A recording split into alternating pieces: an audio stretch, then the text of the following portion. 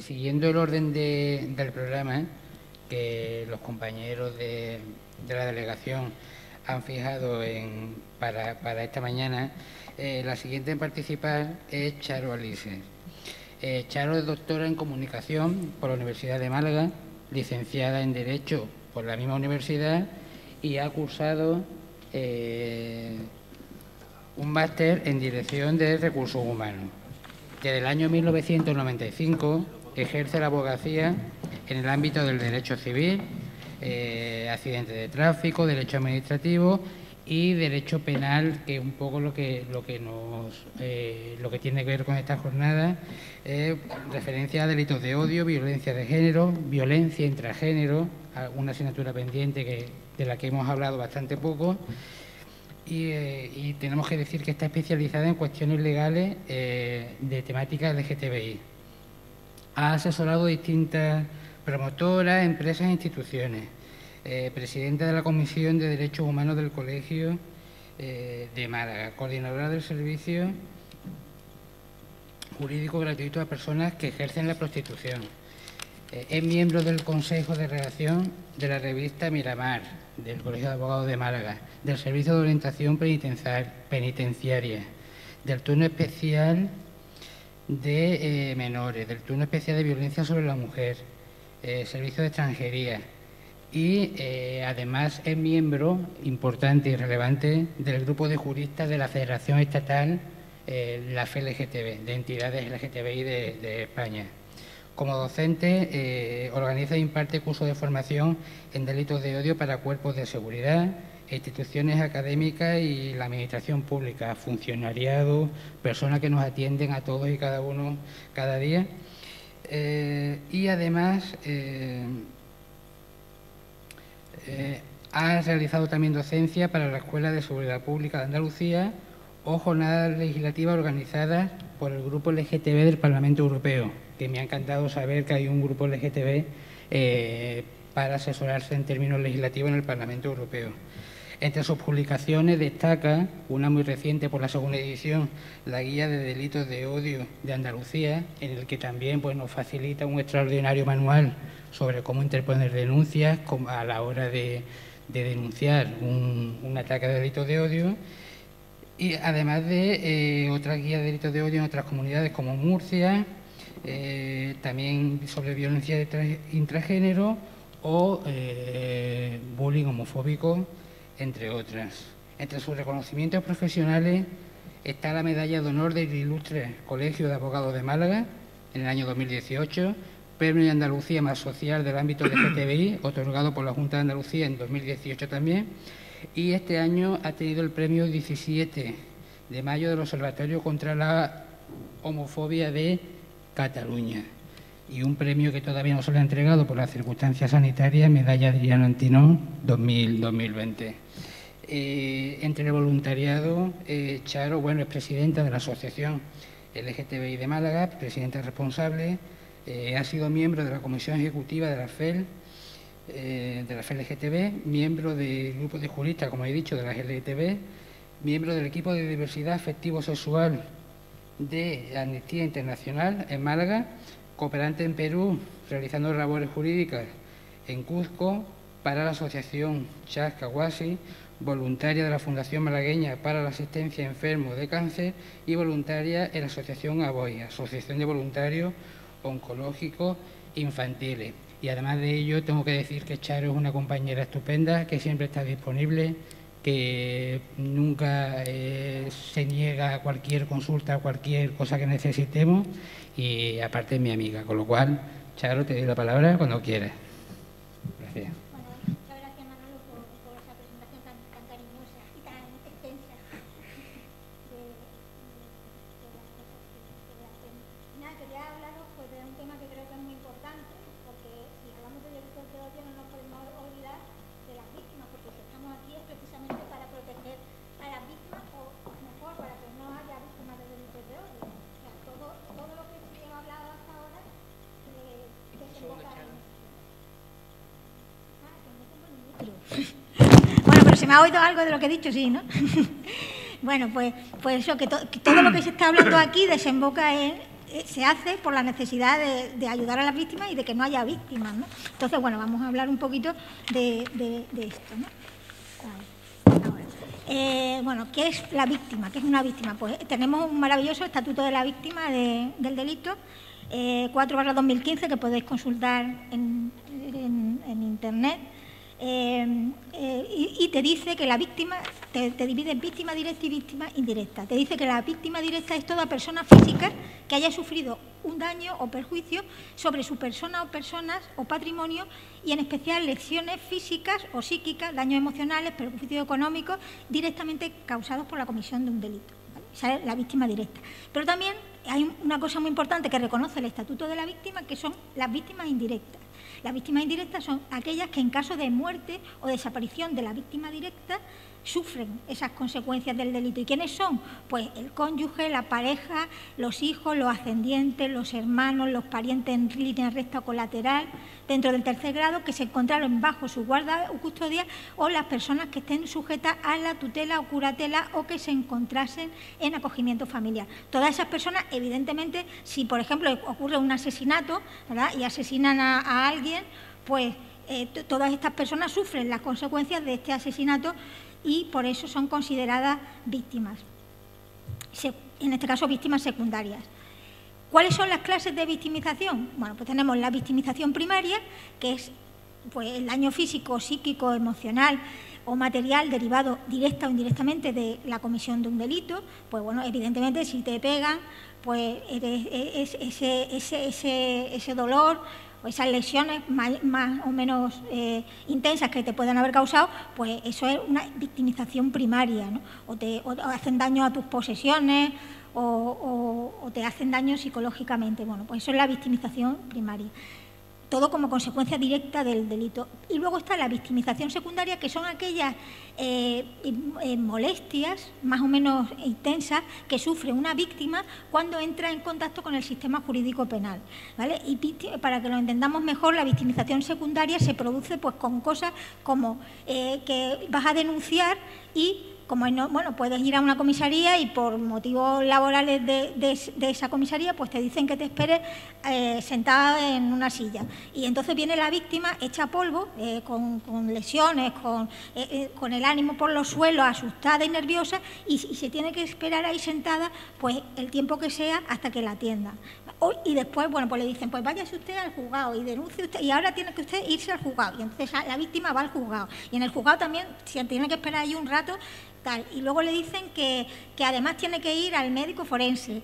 Y luego le dicen que tiene que declarar otro día.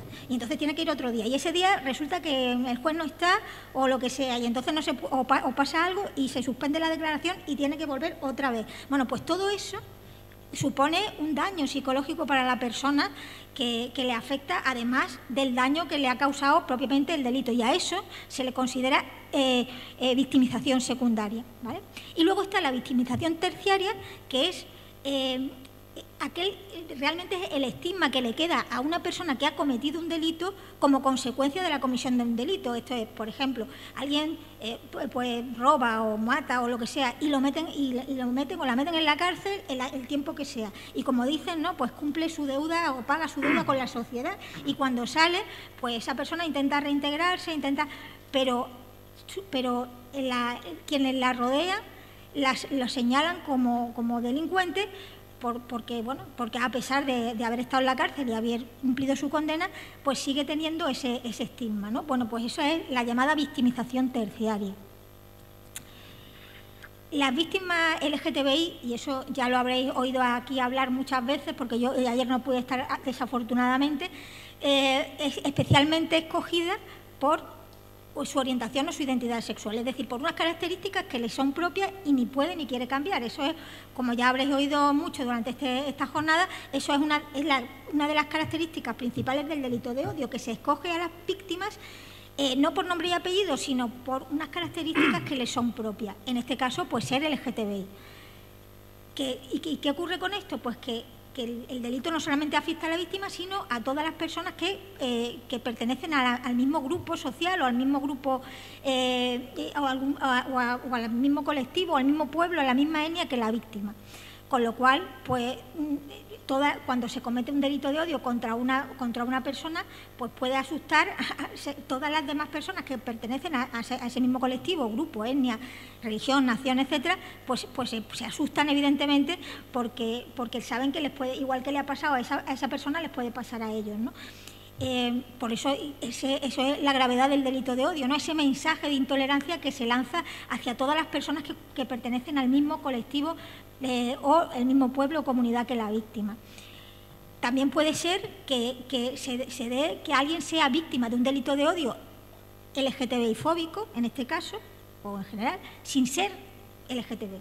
Eso se llama un error, sería una víctima por error, ¿vale? Pero también sería considerada como delito de odio, como víctima de delitos de odio, y sería considerado ese un delito de odio porque aunque la víctima no sea LGTBI, el agresor o la agresora le ha agredido porque pensaba que lo era, con lo cual, bueno, pues ahí tenemos también un tipo de víctimas. Luego también hay víctimas que son víctimas de delitos de odio por asociación, es decir, como estábamos hablando del tema de LGTB, pues imaginaros una persona que no es LGTB, que es heterosexual, pero está muy comprometida con las personas LGTB y con la igualdad de las personas LGTB y trabaja activamente en movimiento LGTB. Y esa persona es agredida porque trabaja en movimientos LGTB. Bueno, pues aunque esa persona no sea heterosexual, eso también se considera un delito de odio LGTBI fóbico, ¿vale? Y eso se llama pues un delito por asociación, delito de odio por asociación. Bueno, aquí tenemos unas pegatinas, esto es verídico, unas pegatinas que aparecen de vez en cuando por ahí. Bueno, ¿y por qué son graves? Yo voy a repetir esto, pero bueno, nunca está de más que se nos metan muy bien en la cabeza.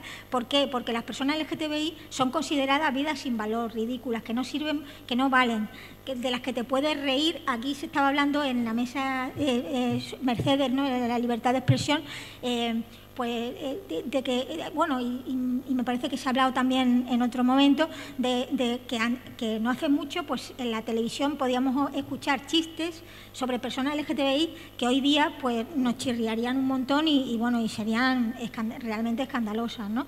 Bueno, pues ese considerar a las personas LGTBI como una broma, como un chiste, como alguien del que se puede uno reír, ridiculizar y humillar, esa es la gravedad que tienen los delitos de odio, ¿no? He puesto aquí este término que a mí cuando lo oí me gustó mucho para hacer referencia a los delitos de odio porque es muy gráfico y es la cucarachización de las personas. Esto es un término, el considerar personas cucarachas, cuando, no sé si recordáis el terrible genocidio de Ruanda, pues creo que eran los Hutsis, tenían una radio y hablaban de los tutsis como cucarachas. Entonces, cuando tú conviertes a alguien en una cucaracha, no te da ningún remordimiento de conciencia hacerle cualquier cosa, porque tú ves una cucaracha y ¿qué haces? La pisoteas, ¿no? La pisas, te la cargas. Bueno, pues cuando tú rebajas a alguien al nivel de las cucarachas, imaginaros el daño que se le puede hacer sin tener ningún tipo de remordimiento de conciencia, ¿no? Se le niega el estatus de ser humano, es un atentado contra la dignidad, ¿no? Porque cuando estamos hablando de delitos de odio estamos hablando de atentados contra la dignidad humana, contra la dignidad de las personas y en este caso contra la dignidad de las personas LGTBI. Bueno, aquí tenemos otro.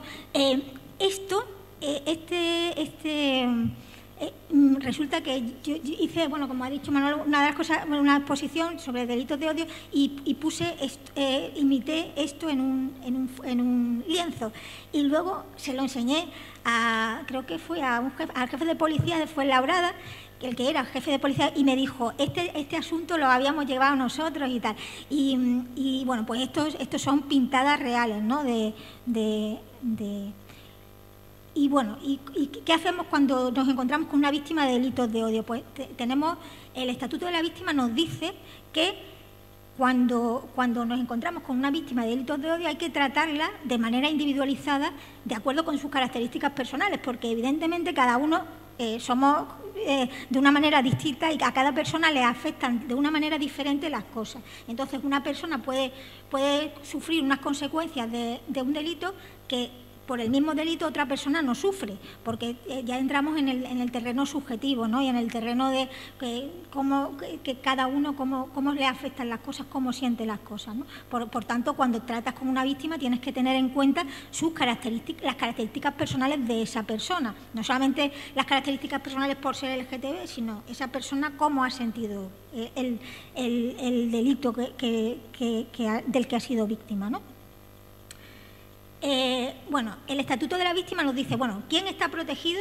¿Qué tipo de víctimas? ¿Quiénes están protegidas por este estatuto, por los derechos que nos otorga este estatuto? Pues te dice que están protegidos las víctimas de delitos cometidos en España o que puedan ser perseguidos en España con independencia de su nacionalidad, de si son mayores o menores de edad o de si disfrutan de residencia legal en España. Esto último es muy importante. ¿Por qué? Porque uno de los problemas de la infradenuncia en los delitos de odio, sobre todo en los que afectan a las personas extranjeras que están en situación irregular, es que como están en situación irregular tienen miedo de acercarse a la policía porque piensan que les pueden abrir un expediente de expulsión, es decir, encima que son víctimas de un delito, acaban siendo expulsadas del país, ¿no? Esto es algo que debía tratarse porque, igual que se hace con las víctimas de violencia de género, que cuando una mujer es víctima de violencia de género y está en situación irregular, sí se le concede un permiso de residencia, ¿vale? Para hacer que la víctima de violencia de género extranjera en situación irregular pueda denunciar y no siga sufriendo. Pues esto debería ocurrir también con las víctimas de delitos de odio extranjeras en situación irregular para evitar que sigan sufriendo y para evitar que esa infradenuncia, ¿no? Que se callen lo que les ha pasado. Además, es todo en base a este estatuto, ¿no? Al Estatuto de la Víctima.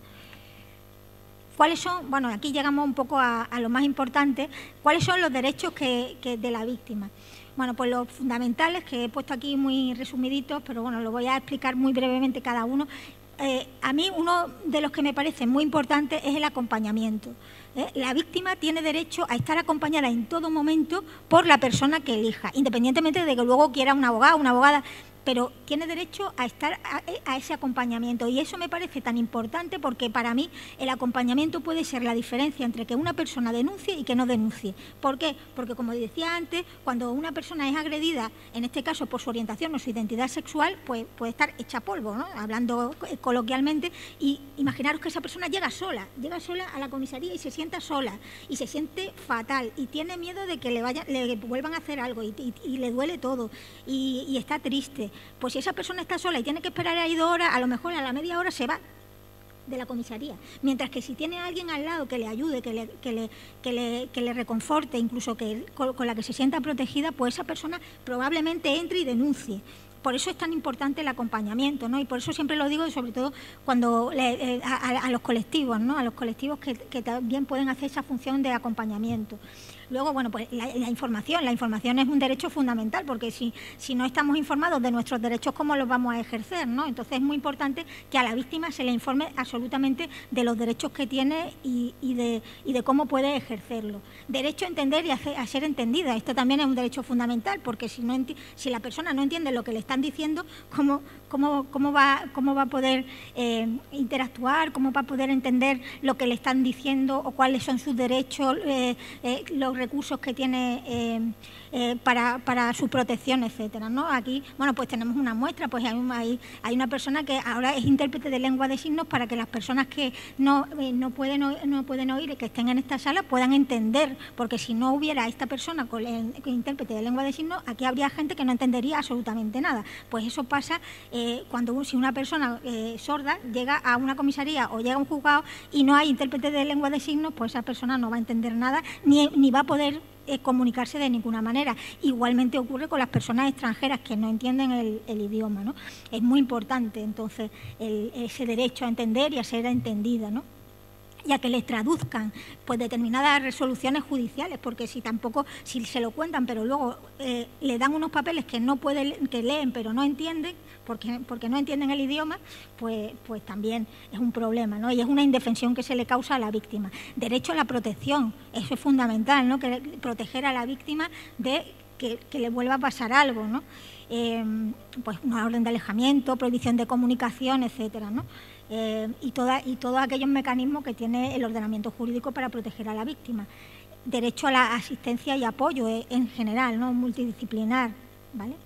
Derecho a la justicia gratuita. Toda persona que según la ley de justicia gratuita, pues tiene unas condiciones económicas determinadas, tiene derecho a escoger un abogado o a pedir un abogado o una abogada del turno de oficio, ¿vale? Siempre que tenga los requisitos económicos para ejercer la acusación particular, ¿vale? La acusación particular es cuando, aparte del fiscal, tú quieres intervenir en la causa, ¿no?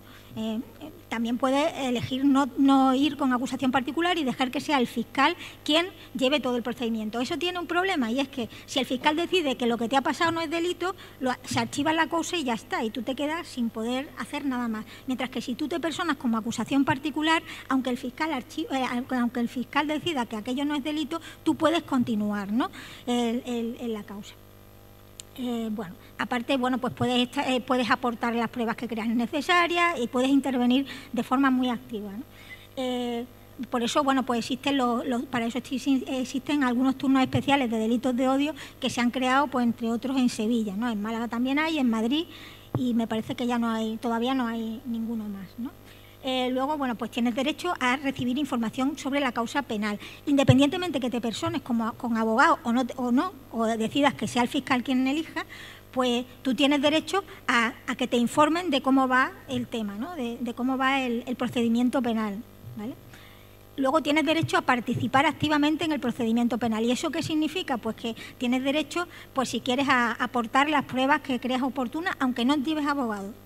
O abogada. Una persona puede ir y decir, pues mira, que después de poner la denuncia, pues he encontrado estos emails, o he encontrado estos WhatsApp, o estas fotos, o estos testigos que no he podido aportar con la denuncia, y puedes ir tanto a la policía como al juzgado a aportar tú personalmente todas esas pruebas, ¿vale?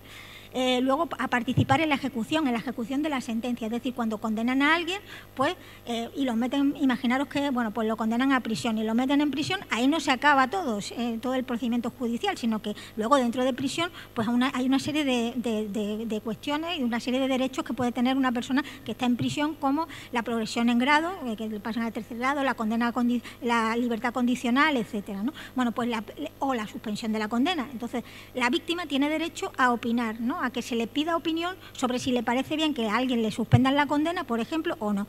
Eso no quiere decir que la opinión de la víctima sea una opinión vinculante. Es decir, puede ser que la víctima opine que no le parece que le deban suspender la condena o que le deban dar la libertad condicional, pero el juez o la juez entienda que sí, ¿vale? Pero por lo menos se le pide opinión. Luego, el reembolso de gastos que le haya ocasionado todo este procedimiento, todas las consecuencias del delito que ha sufrido, y la justicia restaurativa, que también, bueno, pues es un método de resarcir a la víctima moralmente, ¿no? En su dolor, ¿no? Y dentro de la justicia restaurativa, uno de los procedimientos más habituales es el tema de la mediación.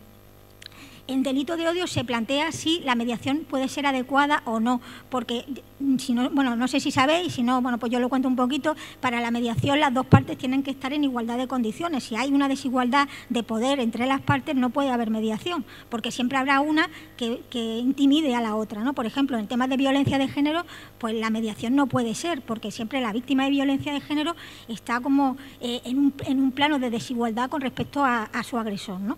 Bueno, pues hay una cuestión que se plantea si en los delitos de odio pasa igual, si hay esa desigualdad entre la víctima y el victimario a la hora de someterse al tema de la mediación o la justicia restaurativa. Eso habría que valorar en cada caso, a ver si es correcto acceder a esta forma de restaurar en su derecho y en su dignidad a la víctima, o puede ser, por el contrario, contraproducente.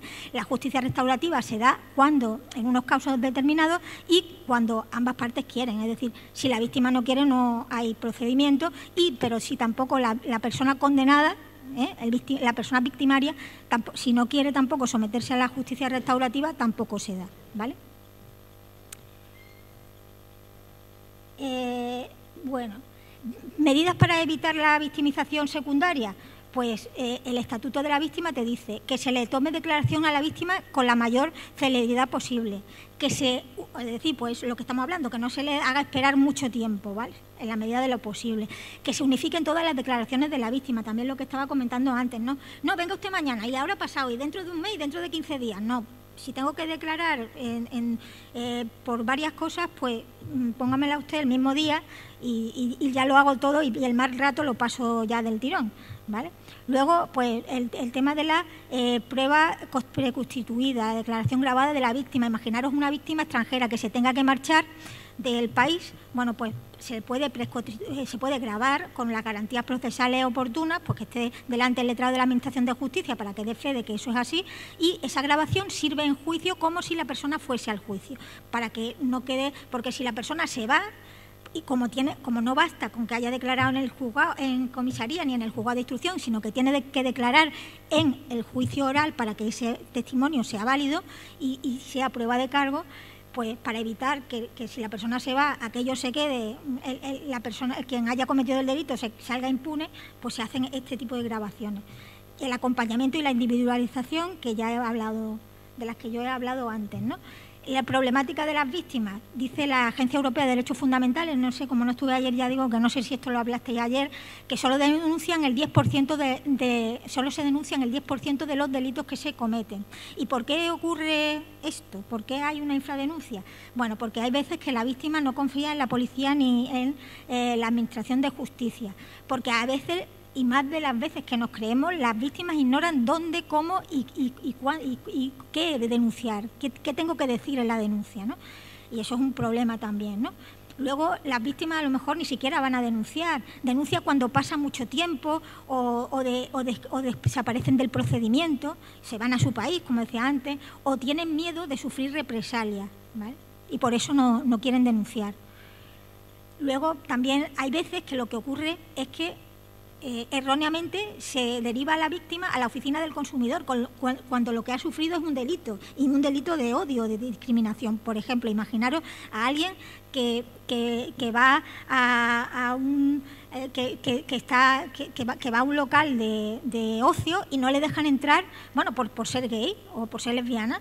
Bueno, pues eso no es para pedir el libro de reclamación, eso es para llamar a la policía y que se persone la policía allí y denunciar esos hechos, ¿no? Porque es un delito. Bueno, pues cuando alguien te dice me ha pasado esto y tú lo mandas a la oficina del consumidor, pues ya tenemos aquí un delito de odio que no se ha denunciado porque se ha derivado incorrectamente. Luego, bueno, pues hay veces que la víctima, sobre todo la víctima LGTBI, tiene miedo de que cuando vaya pues al juzgado o a la comisaría se rían de ella, ¿no?, de la víctima, y hagan comentarios jocosos, ofensivos. Eso ha pasado, a mí me ha pasado en la asociación, cuando me ha venido alguna que otra víctima, me ha dicho que ha ido a la comisaría y ha visto actitudes inadecuadas hacia él, ¿no? Y eso hace que la víctima pues se vaya, y además se vaya muy indignada, ¿no? Porque evidentemente la policía es la policía de todo el mundo, de todas las personas, y también de las personas LGTBI, y todas las personas LGTBI merecemos un respeto, ¿no? Desconocimiento de la realidad personal, social y religiosa que rodea a la víctima. Pues hay veces que quien tiene que atender a la víctima desconoce esa situación personal, social, etcétera, ¿no? Y eso le hace más complicado atender a la víctima correctamente, ¿no? Por eso se realizan acciones cuando se hacen jornadas, incluso bueno, para la Fuerza y Cuerpo de Seguridad del Estado, pues una de las mesas suele ser una mesa de activismo, para que la policía conozca el trabajo del activismo y los problemas que tienen determinados grupos o colectivos, ¿no? Por eso también es muy importante la figura del interlocutor social de la policía, ¿no? Luego, bueno, pues la interseccionalidad, hay que tener en cuenta la interseccionalidad. ¿Y qué es esto? Bueno, pues que las personas no somos planas. O sea, una persona, pues tú puedes ser mujer, pero además puedes tener una discapacidad, además puedes ser de otro país, de otra raza o de otra religión. Y todas esas circunstancias que se acumulan en ti, pues pueden ser motivos acumulados también de ser víctima de delitos de odio, ¿no? Y todo eso también hay que, y que además crean unas especiales consecuencias para la víctima, ¿no? Charo, disculpa, por cuestión de tiempo tenemos que ir... Vale, yo creo que ya estoy terminando. Vale. Y nada, bueno, y las víctimas LGTBI, el problema que tienen, bueno, pues el miedo a las represalias, normalizan la violencia que sufren, porque llevan sufriéndola desde muy pequeñito, y a no ser que le pase algo muy gordo, piensan que eso es así, o que, bueno, ¿qué le vamos a hacer? Son reacias a desvelar que son LGTBI, desconfían de la policía, tienen un sentimiento muy grande de vulnerabilidad, etcétera, ¿no? Vamos a ver. Y bueno, también hay una falta de preparación de las familias, ¿no?, a la hora de ayudar a la víctima, porque en otro tipo de colectivos sí que se ayuda, porque, bueno, pues si una persona es negra, cuando llega a su casa no le tiene que decir a su familia que le han pegado por ser negro o que es negro, ¿no?, porque ya es negro y su familia es negra. Pero una persona LGTBI, pues probablemente esté en el armario y cuando llegue a su casa ni siquiera lo cuente, ¿no?